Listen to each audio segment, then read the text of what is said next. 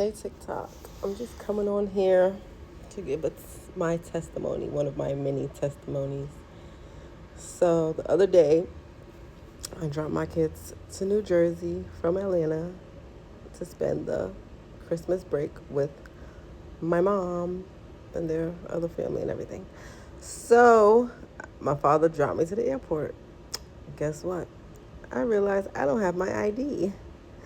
So I'm on the Delta line, to check the suitcase or whatever. So before I start panicking, overthinking, and I was not gonna call my father back to come get me because he would have went off. Like, hey, you leave your ID. Yeah, yeah, yeah. So I'm like, I'm not about to panic because you know why? Because I know God is with me and God can make anything happen regardless of rules and regulations. So I'm on the line and I'm like, no, I'm not even about to stress. Like, I'm not even about to, I'm like, God, I know, and I'm praying, I'm like, God, please let me be able to get on this plane. I'm not about to stress. I'm not about to worry. I know you got me. We're going to be good. So I get up there. It's this Indian man. So he's like, hi. I'm like, hello, hi. How you doing? He's like, can I have your ID? I'm like, so there's a problem. I don't have my ID. I left it home. So he's like, do you have a credit card or something? And then I was like, yeah. So then he was like, okay. He was like, but without an ID, I can't check your suitcase. And mind you, I had a suitcase and a car seat. So I'm like, oh my gosh, I'm like, I don't even think I went in like that. I was like, really? And then I just looked, and then he's like, you know what? He was like, matter of fact, he's like, I'll do it for you. I'll just do it or whatever. So then he's like, so then he bring me to the kiosk, and I'm wondering why he bring me to the kiosk. And then he's like, oh, you have to pay for your luggage since you didn't pay for it online. So I'm like, oh, I can't use cash? So then he's like, no, we don't use cash anymore. So I'm like, oh. So I just used my debit card and put it through, and it went through, and I paid for the suitcase. So then I was like, and I said, and how much for the car seat? He said, oh, the car seat's free. I didn't ask no questions. Gave it to him, went, dropped the kids. Mind you, I put the kids in my mom's car, asked her to bring me to the other terminal. I went back in the airport because I had the same flight that same night, leaving from Jersey back to Atlanta. So I'm on that line and I'm like, oh my gosh, I hope they don't give me a problem. I'll have my ID. And I'm like, God, you got this. I know you got this. Everything's gonna be all right. So I get up there and then she's like, so I see the TSA lady as I'm getting closer to the front. So I'm like, I don't have my ID. I'm like, hi, I don't have my ID or whatever. So she's like, okay, well, you're gonna need a debit card or a credit card because that's considered equal. So it's either one of those. And what she said some government form, like a social or it was three forms I had to have. She said three or two, I can't remember. And she said I need like insurance, medical insurance. I didn't have my medical insurance. I didn't have my social on me. So I was just like, all right. I didn't even tell her all of that. I'm just like, so I go up to the front. So the guy calls next. So I go to him. I'm like, I don't have my ID. So then he's like, oh, okay. He's like, well, do you have? I said the same thing she said. So I'm like, all I have is my debit or credit card. He said, well, it's either or. We only take one of those. We don't take both because it's like the same thing.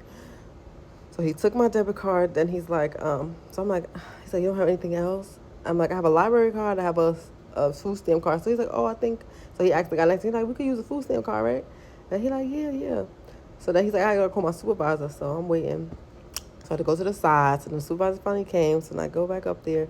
So then she's like, oh, I forgot to so when I was at Atlanta, after that part, when I had to go through the TSA part, when they have to scan the ID. So I wait on that line to go there. Then she's like, oh, so I'm like, I don't have my ID. So then she had somebody else escort me to this other line. We had to wait on the line. That took forever for them to call like the government or somebody to ask me certain questions to make sure I said who I am, whatever. So they asked me like my mother's name, stuff like that. Then they skipped me. So that was cool because I was able to go right to the security check or whatever. But yeah, so now I just went back to ATL right now. I'm back to New Jersey. So the supervisor's like, so I'm like, hi. I'm like, so I left my ID. So she's like, so I give her the IDs, and then she's like, oh well, she's like, you don't have anything else because I can't take. So I'm like, the food stamp card. So she's like, no, that's not. So I'm like, I have my library card. She's like, let me see your library card. So then she looked at the library card. She's looking at my debit card. So then she's looking at me, looking down. So she's like, come with me. I need to do further investigations. So now I went with her, put my stuff through the security thing, whatever. Then the lady gave me my stuff. And then I'm like, where did... So I even realized my debit card and stuff, she had put it down. My boarding pass and stuff, the supervisor, she had gave it to the lady who was double checking my bags. When you put your bags through the scanner, and sometimes they put it on the other side to do extra to look through your bags if something looks suspicious or whatever. So she gave it to that lady. So I remember picking it up and stuff, putting it in my pocket, but I didn't really realize. So then I'm like, where's the supervisor? I have to wait for her. She said she had to do extra verification. She was like, oh, you good? She said, you good. God. Like, when I tell you, when you put your trust in God, when you do what you got to do, like, and I've been fasting, I've been praying, I've been, like, more than I ever done. Well, I haven't been fasting a lot like how I used to, but I'm still fasting, not as much, but you're fasting, you're reading your word, you're trusting in God, you're treating people with kindness. You're just trusting, because I'm in a season of my life right now that I can be so miserable right now, but I'm not. Like, I'm just trusting God, keeping my joy, and just trusting God. Like, Job went through way worse. Jesus went through way worse. Like, I have a roof over my head. My bills is paid. My kids is good. My man is good. What can I ask for? Like, So, and I had a miscarriage. When I had a miscarriage, December 6th, I think. And I still praise God. I still think of everything. Still didn't go off the rail. Like, I'm like, God, if you're allowing me to go through this, I trust you. I trust you. I trust you. I'm not letting the devil make me curse God, be mad at God. Like, no, God's been too good to me. He's always been good to me. He's always everything. Whatever I'm going through is to build my character, is to, for the next season. This is just, everything is temporary. Every trial and tribulation is temporary. The Bible tells you to have joy in each, because God is working on you. That means he's paying attention to you. He's helping you to get to where you want to go, to give you your heart's desires, or for his will for your life. He has to build you up. He has to humble you. He has to break you down to build you up, even though I've been humble, but it's just sometimes he needs you to just sit still. Like, I was moving around. I got in a car accident. I don't have my car right now. I was moving around a lot. He had to get me still to this waiting season, like, to hear him, to listen to him, to spend time with him, more time with him, So I get it. Like, I get it. When you read the Bible, you understand life. Like, if people be like, oh, there's no map to life, to be a parent, to this. The Bible teaches you how to be a parent.